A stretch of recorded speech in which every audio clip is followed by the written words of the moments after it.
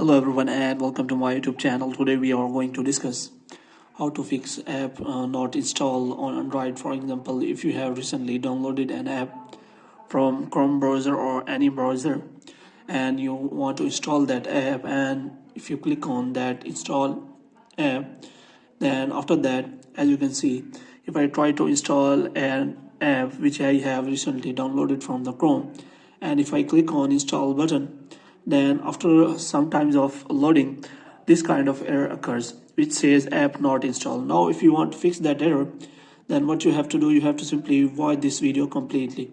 First of all, you have to simply go back, and here what you have to do next is you have to simply, the first step is you have to do is you have to simply go to settings, and after that what you have to search for is you have to search for install unknown apps, and here you have to simply go to the settings, and here you have to check whether you have allowed Google Chrome to install unknown apps, which means you have to simply turn on the toggle this which allows to install app from this source, and if you have turned off, then you will not be able to install the app.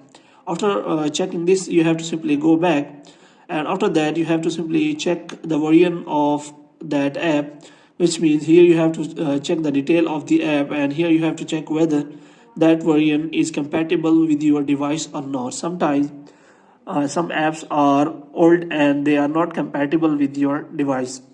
So the next thing you have to do is you have to simply check whether your phone have excess storage to install that app or not. If you do not have, then you have to simply clear some storage.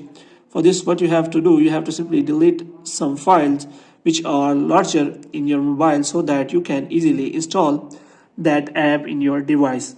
As you can see, I am trying to delete some videos which are larger, and that's why my memory is clear now.